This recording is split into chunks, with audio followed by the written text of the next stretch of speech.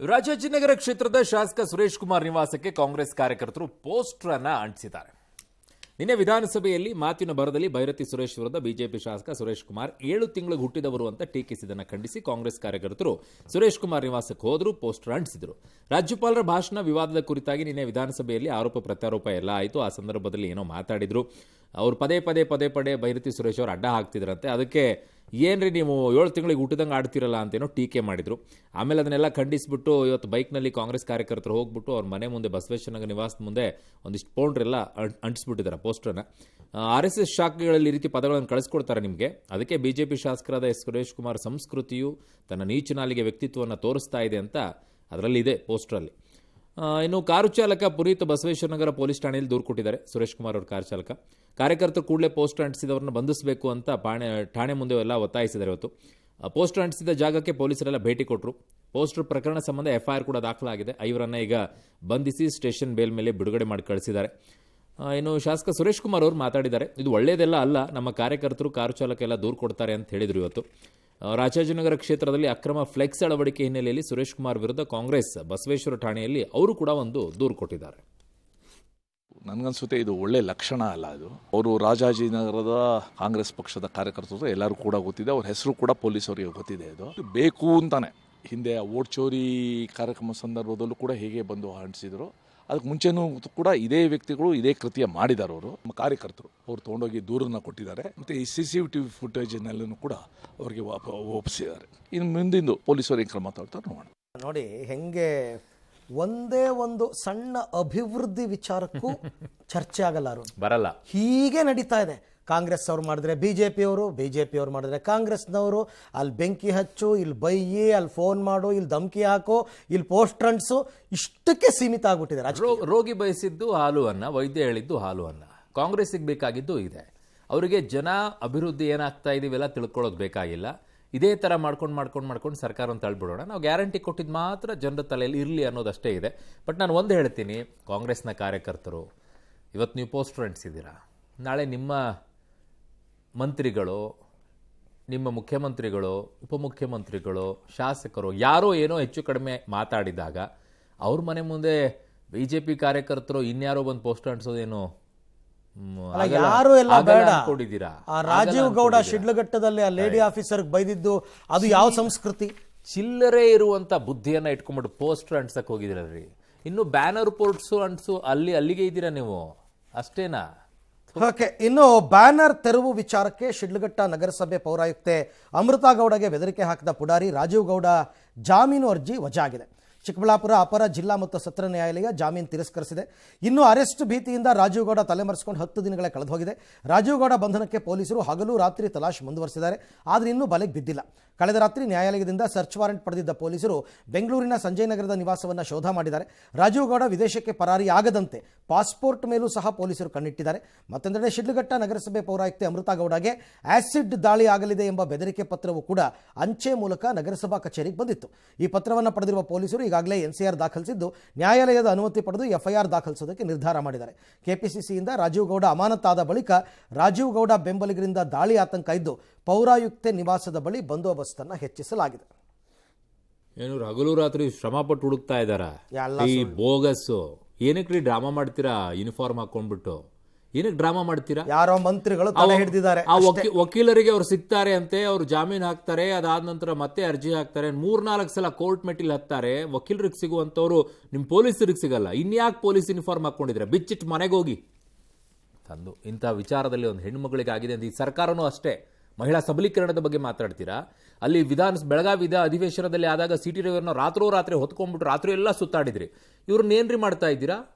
ನಾಳೆ ಬೇಕಿದ್ರೆ ನೋಡಿ, DJ ಹಳ್ಳಿ KJ ಹಳ್ಳಿಯಲ್ಲಿ ಮೊದಲನೇ ಆರೋಪಿ ಕರ್ಕೊಂಡ್ಬಿಟ್ಟು ಸನ್ಮಾನ ಮಾಡ್ಕೊಂಡು ರಾಹುಲ್ ಗಾಂಧಿ ಜೊತೆಗೆ ವೇದಿಕೆ ಹಂಚಿದ್ರಲ್ಲ, ಈ ವ್ಯಕ್ತಿನೂ ಹಂಗೆ ಹಂಚ್ಕೊಳ್ತಾರೆ. ಬರ್ದಿಟ್ಕೊಳ್ಳಿ ಬೇಕಿದ್ರೆ. ಜೀನಿ ಸ್ಲಿಮ್ ತಗೊಳಕ್ಕೆ ಸ್ಟಾರ್ಟ್ ಮಾಡಿದ್ನು ಅವಾಗ ಮಂತ್ಲಿ ಪೀರಿಯಡ್ಸ್ ಆಗ್ತಾ ಇದ್ದೀನಿ. PCOD ಪ್ರಾಬ್ಲಮ್ ನಾರ್ಮಲ್ ಆಗಿದೆ, ಥೈರಾಯ್ಡ್ ನಾರ್ಮಲ್ ಆಗಿದೆ. ಪೀರಿಯಡ್ಸ್ ಎಲ್ಲ 6 ಮಂತ್ ಆದ್ರೂ ಆಗ್ತಾ ಇದಿಲ್ಲ, ಇವಾಗ ರೆಗ್ಯುಲರ್ ಪೀರಿಯಡ್ಸ್ ಆಗ್ತಾ ಇದೆ. ಜೀನಿ ಸ್ಲಿಮ್ ನ ಯೂಸ್ ಮಾಡಿ 8 ತಿಂಗಳಲ್ಲಿ 55 kg ಸಣ್ಣ ಆಗಿದ್ದಾರೆ. ಜೀನಿ ಸ್ಲಿಮ್ ತಗೊಳ್ಳಿ, ಬೇಗ ಸಣ್ಣ ಆಗ್ತೀರಾ, ಫ್ಯಾಟ್ ಲಾಸ್ ಆಗ್ತದೆ. ಜೀನಿ ಸ್ಲಿಮ್ ನ ಯೂಸ್ ಮಾಡಿ 100% ಯಾವುದೇ ಸೈಡ್ ಎಫೆಕ್ಟ್ ಇಲ್ದಂಗೆ ಸಣ್ಣ ಆಗ್ತೀರಾ. ಇನ್ನು ಅಬಕಾರಿ ಇಲಾಖೆ ಲಂಚಾವತಾರ ಪ್ರಕರಣದ ತನಿಖೆ ಚುರುಕುಗೊಂಡಿದೆ. ಲೋಕಾಯುಕ್ತ FIRನಲ್ಲಿ ಮಿನಿಸ್ಟರ್ ಪದ ನಮೂದಾಗಿದ್ದು ಅಬಕಾರಿ ಸಚಿವರಿಗೆ ಸಂಕಷ್ಟ ತರುತ್ತಾ ಅನ್ನೋ ಕುತೂಹಲ ಹೆಚ್ಚಾಗಿದೆ. ಬಾರ್ ಲೈಸೆನ್ಸ್ ಕೊಡೋಕೆ ಅಬಕಾರಿ ಇಲಾಖೆ ಅಧಿಕಾರಿಗಳು ಕೋಟಿ ಹಣಕ್ಕೆ ಡಿಮ್ಯಾಂಡ್ ಅನ್ನು ಮಾಡಿದ್ರಂತೆ. CL7 ಬಾರ್ ಲೈಸೆನ್ಸ್ ಕೊಡೋಕೆ ಮುಂಗಡವಾಗಿ 50 ಲಕ್ಷ ಲಂಚದ ಹಣ ಪಡೆಯುವಾಗ ಅಬಕಾರಿ ಇಲಾಖೆ DC ಮತ್ತು SP ಟ್ರ್ಯಾಪ್ ಮಾಡಿ ಅರೆಸ್ಟ್ ಮಾಡಲಾಗಿತ್ತು. 50 ಲಕ್ಷ ಅಲ್ಲ ಅನ್ಸುತ್ತೆ, 25 ಲಕ್ಷ ಅದು.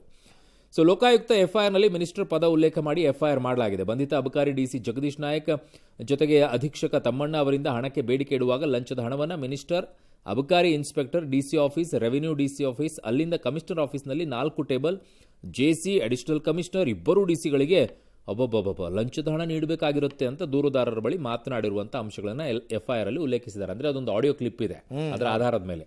ಮೈಕ್ರೋ ಬೈವರೀಸ್ ಸನ್ನದ್ದು ನೀಡಲು ಮಿನಿಸ್ಟರ್ವರೆಗೂ ಕೂಡ ಹೋಗುತ್ತೆ. ಹಾಗಾಗಿ 1,50,00,000 ನೀಡುವಂತೆ ಡಿಮ್ಯಾಂಡನ್ನು ಮಾಡಿದ್ರ ಬಗ್ಗೆ FIRನಲ್ಲಿ ದಾಖಲಿಸಲಾಗಿದೆ. ಸದ್ಯ 2 ಅಧಿಕಾರಿಗಳನ್ನು ಬಂಧಿಸಿರುವ ಲೋಕಾಯುಕ್ತ ಪೊಲೀಸರು ತನಿಖೆಯನ್ನು ಮುಂದುವರೆಸಿದ್ದಾರೆ. ಇನ್ನು ಸರ್ಕಾರದಲ್ಲಿ ಭ್ರಷ್ಟಾಚಾರ ಮಿತಿ ಮೀರಿದೆ ಅಂತ ಈ ಕಡೆ ಬಿಜೆಪಿಯವರ ಆರೋಪಗಳು. ಒಂದು ಕಡೆ ಮನೆಗಳನ್ನು ಮುಖ್ಯಮಂತ್ರಿಗಳ ನೇತೃತ್ವದಲ್ಲಿ ಹಂಚುವಂಥ ಪ್ರಯತ್ನ ಮಾಡ್ತೀರಿ, ಎರಡನೇ ಕಡೆ ನಿಮ್ಮ ಅಬಕಾರಿ ಇಲಾಖೆ ಅಧಿಕಾರಿಗಳು ಬರೀತಾರ, 1.5 ಇಂದ 2 ಲಕ್ಷ ಜನ ಬರ್ತಾರ, ಅವ್ರಿಗೆಲ್ಲರಿಗೂ ಕೂಡ ಲಿಕ್ಕರನ್ನು ದೊಡ್ಡ ಪ್ರಮಾಣದಲ್ಲಿ ಇಟ್ಕೋರಿ, ನಾಳೆ ನಿಮ್ದು ಒಳ್ಳೆ ವ್ಯಾಪಾರ ಮಾಡಿರಿ ಅಂತಂದೆ. ಅಂದರೆ ಏನು ಅರ್ಥ ಅಂತಂದೇಳಿ ಇವತ್ತು? ಅಂದರೆ ಏನು ಇವತ್ತು ಬಂದಿರತಕ್ಕಂಥ ಕಾರ್ಯಕ್ರಮದಾಗ ಬಂದವ್ರಿಗೆ ಎಲ್ಲ ಏನು ಲಿಕ್ಕರ್ ಡಿಸ್ಟ್ರಿಬ್ಯೂಷನ್ ಇರುತ್ತಾ ಇದರಲ್ಲಿ? ಇದು ಗೌರ್ಮೆಂಟ್ ಅಫಿಷಿಯಲ್ದು ಇದು ನಾನು ಹೇಳೋದಿಲ್ಲ. ನೋಡಿ, ಕರ್ನಾಟಕ ಎಂಬ್ಲೋಮ್ ಇರ್ತಕ್ಕಂಥದ್ದು ಇದು, ವಾಟ್ಸಪ್ ಗ್ರೂಪ್ ಇದು, ಅವರೇ ಮಾಡಿರ್ತಕ್ಕಂಥದ್ದು. ತಿಮ್ಮಾಪುರ ಅವರು ವಸೂಲಿಯಲ್ಲಿ ಸಿಕ್ಕಿಬಿದ್ದಿದ್ದಾರೆ. ಅಧಿಕಾರಿಗಳು ಎಲ್ಲ ಕಡೆಯಿಂದ ಸುಲಿಗೆ ಮಾಡ್ತಿದ್ದಾರೆ. ತಿಮ್ಮಾಪುರ ಅವರ ಹೆಸರನ್ನು ಹೇಳಿದ್ದಾರೆ, ಅವರ ಮಗನನ್ನ ಹೆಸರನ್ನು ಹೇಳಿದ್ದಾರೆ. ಇದನ್ನ ಈಗ ಕೇರಳ ಚುನಾವಣೆಗೂ ಕೂಡ ಇನ್ನು ಮುಂದೆ ಇದಕ್ಕೆ ಹೋಗ್ತದೆ ಅಂತಕ್ಕಂಥದ್ದು ಬರ್ತಾ ಇದೆ. ಎಲ್ಲ ಇಲಾಖೆಯಲ್ಲೂ ಹೀಗೆ ಇದೆ. ಎಲ್ಲ ಡೆಪ್ಟಿ ಕಮಿಷನರ್ ಕೇಡ್ರದವರು 1.5 ಕೋಟಿ ಮಂತ್ರಿಗೆ ಕೊಡ್ತೀವಿ, ನಮ್ಮ ಇಲಾಖೆ ಮಂತ್ರಿಗೆ ಅಂತ ಅವ್ರು ಹೇಳಿದ ಮೇಲೆ ಜವಾಬ್ದಾರಿ ಯಾರ ಮೇಲೆ ಬಂತು? ಈಗ ಅವರು ಸಿಗಾಕೊಂಡ್ರು, ಬರೀ ಬಾಯಿಲಿಂದ ಹೇಳಿಲ್ಲ, ದುಡ್ಡು ತಗೊಳ್ಳೋ ಮುಂದೆ ಸಿಗಾಕೊಂಡು ಮಂತ್ರಿ ಹೆಸರು ಹೇಳಿದಾರ. ನಾನು ಒಂದು ಮಜಾ ಇದೆ ಅರವಿಂದ್, ಒಂದೇ ಒಂದು ಹೇಳ್ಬಿಡ್ತೀನಿ ಅದರಲ್ಲಿ. ನೋಡಿ ಸರ್, ಕಾಂಗ್ರೆಸ್ಸು ಅಂಬೇಡ್ಕರ್ ಅವರ ವಿಚಾರದಲ್ಲಿ ಹೇಳುತ್ತೆ, ಸಂವಿಧಾನದ ವಿಚಾರದಲ್ಲಿ ಹೇಳುತ್ತೆ, ದಲಿತರ ವಿಚಾರದಲ್ಲಿ ಮಾತನಾಡುತ್ತೆ. ಅದೇ ದಲಿತರ ದುಡ್ಡನ್ನು ಆರೋಪ ಮೊದಲನೇದಾಗಿ ಬಂದಿದ್ದೇ ಅದೇ, ಏನು ವಾಲ್ಮೀಕಿ ನಿಗಮದಲ್ಲಿರುವಂಥ ದುಡ್ಡನ್ನು ತಿಂದಿರುವಂಥದ್ದು ಮೊದಲನೇದು. ಎರಡನೇದು ಮಹಾತ್ಮ ಗಾಂಧಿ ಅವರ ವಿಚಾರದಲ್ಲಿ ಈಗಷ್ಟೇ ಹೆಸರು ಬದಲಾವಣೆ ಮಾಡಿಬಿಟ್ಟಿದ್ದಾರೆ. ಗಾಂಧಿಯವ್ರನ್ನ ಅವಾಗ ಗೋಡ್ಸೆ ಹತ್ಯೆ ಮಾಡಿಬಿಟ್ರು, 2ನೇ ಬಾರಿ ಹತ್ಯೆ ಮಾಡಿಬಿಟ್ಟಿದ್ದಾರೆ ಅಂತ ಹೇಳ್ತಾರೆ. ಆದರೆ ಗಾಂಧೀಜಿಯವರು ಹೇಳಿದ್ದು ಅದೇ, ಮದ್ಯಪಾನವನ್ನ ಮಾಡಬೇಡಿ, ಅದರಲ್ಲೇನೆ ಆರೋಪ ಹೊತ್ಕೊಳ್ತೀರಾ. ಏನ್ರಿ ನಿಮ್ದು ಹಣ ದುಡ್ಡು ಎಲ್ಲವನ್ನ ತ್ಯಾಗ ಮಾಡಬೇಕು, ಬರೀ ಇದೊಂದೇ ಹಾಕಬೇಕು ಅಂತ ಗಾಂಧೀಜಿಯವರು ಹೇಳಿದ್ದು. ಬಟ್ಟೆ ಗಿಟ್ಟೆ ಏನು ಎಲ್ಲ ಇರಬಾರ್ದು, ಐಷಾರಾಮಿ ಸಿಂಪಲ್ ಆಗಿ ಒಂದು ಧೋತಿ ಎಷ್ಟೇ ಹಾಕೋಬೇಕು ಅಂತೇಳಿ. ನಿಮ್ದು ಭ್ರಷ್ಟಾಚಾರದಲ್ಲಿ ಕೋಟಿ ಕೋಟಿ, ಮತ್ತೆ ಮಹಾತ್ಮ ಗಾಂಧಿ ಹೆಸರನ್ನು ಹೇಳ್ತೀರಾ. ಒಳ್ಳೆ ನಗು ಬರುತ್ತೆ ರೀ ನಿಮ್ಮ ಎಲ್ಲ ನೋಡ್ತಾ ಇದ್ರಿ. ಏನು ಗದಗ ಜಿಲ್ಲೆ ಲಕ್ಕುಂಡಿಯಲ್ಲಿ ಉತ್ಖನನ ಕಾರ್ಯ ಮುಂದುವರೆದಿದೆ.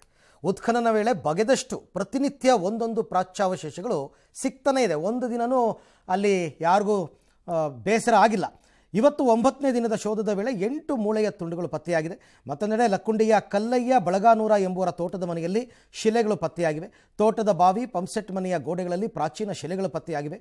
ಬಾವಿಯಲ್ಲಿ ಸರಸ್ವತಿ ಅಥವಾ ಲಕ್ಷ್ಮೀಮೂರ್ತಿ ಪತ್ತೆಯಾದರೆ ತೋಟದ ಮನೆಗೋಡೆಯಲ್ಲಿ ಕೀರ್ತಿಮುಖ, ಶೈವ ದೇವಾಲಯದ ದ್ವಾರಪಾಲಕ, ದಾನ ಶಿಲಾಶಾಸನ ಸೇರಿದಂತೆ ಹಲವು ಪ್ರಾಚ್ಯ ಅವಶೇಷಗಳು ಪತ್ತೆಯಾಗಿವೆ. ಇನ್ನು ಲಕ್ಕುಂಡಿ ಹೊರವಲಯದ ಷಣ್ಮುಖಪ್ಪ ಅವರ ಜಮೀನಿನಲ್ಲಿ 8 ಹೆಡೆಯ ಅಪರೂಪದ ಶಿಲಾಕೃತಿ ಪತ್ತೆಯಾಗಿದೆ. 7 ಹೆಡೆಯುಳ್ಳ ನಾಗರ ಹಾವಿನ ಶಿಲೆ ಪತ್ತೆಯಾಗಿದೆ. ಅದರ ಅಕ್ಕಪಕ್ಕ 2 ಹೆಡೆಯ 7 ಶಿಲೆಗಳು ಪತ್ತೆಯಾಗಿದೆ. ಮಾಡಿ ಇನ್ನೊಂದಿಷ್ಟು ಪತ್ತೆಯನ್ನು. ಇನ್ನು ತಿರುಮಲ ತಿರುಪತಿ ದೇವಸ್ಥಾನದ ಲಡ್ಡು ತುಪ್ಪ ಕಲಬೆರಕೆ ಪ್ರಕರಣ ಇತ್ತಲ್ಲ, ಕೇಂದ್ರ ತನಿಖಾ ದಳ ನೇತೃತ್ವದ ವಿಶೇಷ ತನಿಖಾ ತಂಡ ತನ್ನ ಅಂತಿಮ ಚಾರ್ಜ್ ಶೀಟ್ ಅನ್ನು ಸಲ್ಲಿಕೆ ಮಾಡಿದೆಯಂತೆ. ಈ ಮೂಲಕ ಪವಿತ್ರ ಪ್ರಸಾದವನ್ನು ಕಳಂಕಗೊಳಿಸುವ ಭ್ರಷ್ಟಾಚಾರದ ಜಾಲವನ್ನು ಈಗ ಬಹಿರಂಗಗೊಳಿಸಿದ್ದಾರೆ. ನೆಲ್ಲೂರು ACB ನ್ಯಾಯಾಲಯಕ್ಕೆ ಸಲ್ಲಿಸಿದಂಥ ಈ ಚಾರ್ಜ್ ಶೀಟ್ನಲ್ಲಿ ಒಟ್ಟು 36 ಮಂದಿ ಪ್ರಮುಖ ಆರೋಪಿಗಳ ಹೆಸರನ್ನು ನಮೂದಿಸಿದ್ದಾರೆ. ಇವರಲ್ಲಿ ಡೈರಿ ಮಾಲೀಕರಂತೆ ಮಾಜಿ TTD ಅಧಿಕಾರಿಗಳು ಕೂಡ ಇದ್ದಾರೆ. 15 ತಿಂಗಳ ಕಾಲ 12 ರಾಜ್ಯಗಳಲ್ಲಿ ನಡೆಸಿದ ತೀವ್ರ ತನಿಖೆಯ ನಂತರ ಈ ಚಾರ್ಜ್ ಶೀಟ್ ಸಲ್ಲಿಕೆಯಾಗಿದೆ.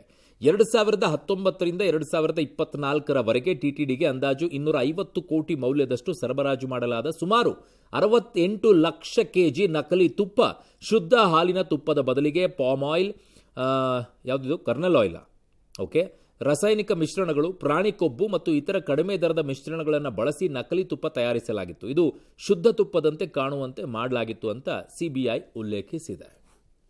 ರೈಟ್. ಇನ್ನು ಸಂಚಾರ ದಟ್ಟಣೆಯಲ್ಲಿ ವಿಶ್ವದಲ್ಲೇ 2ನೇ ನಗರ ಅಂತ ರಾಜಧಾನಿ ಬೆಂಗಳೂರು ಅಪಖ್ಯಾತಿಯನ್ನು ಪಡ್ಕೊಂಡಿದೆ. ಟ್ರಾಫಿಕ್ ಸಿಟಿ ಕುಖ್ಯಾತಿಯಿಂದ ಹೊರಗೆ ಬರೋದಕ್ಕೆ ಬೆಂಗಳೂರು ಪೊಲೀಸರು ಬ್ಲೂ ಪ್ರಿಂಟ್ ಸಿದ್ಧಪಡಿಸಿದ್ದಾರೆ. ಸಂಚಾರ ದಟ್ಟಣೆಗೆ ಪರಿಹಾರ ಕಂಡುಹಿಡಿಯೋದಕ್ಕೆ ಸಂಚಾರ ಜಂಟಿ ಪೊಲೀಸ್ ಆಯುಕ್ತ ಕಾರ್ತಿಕ್ ರೆಡ್ಡಿ ಮುಂದಾಗಿದ್ದಾರೆ. ಸಂಚಾರಿ ಪೊಲೀಸರ ಬ್ಲೂ ಪ್ರಿಂಟ್ನಂತೆ ಪೂರ್ವ ವಲಯದಲ್ಲಿ ಅದು ಪಿಕಪ್ ಅವರ್ನಲ್ಲಿ ಅಂದರೆ ಪೀಕ್ ಅವರ್ನಲ್ಲಿ ಅತಿ ಹೆಚ್ಚು ಸಂಚಾರ ದಟ್ಟಣೆ ಇರುತ್ತೆ. KR-ಪುರ ಟು ಇಬ್ಲೂರು 17 ಕಿಲೋಮೀಟರ್ ವ್ಯಾಪ್ತಿಯಲ್ಲಿ 2.5 ಲಕ್ಷ ವಾಹನ ಸಂಚಾರ ಮಾಡುತ್ತೆ. 17 ಕಿಲೋಮೀಟರ್ ವ್ಯಾಪ್ತಿಯಲ್ಲಿ ಹೆಸರಾಂತ ಸುಮಾರು 500ಕ್ಕೂ ಅಧಿಕ ITBT ಕಂಪನಿಗಳೆಲ್ಲವೂ ಕೂಡ ಇದೆ.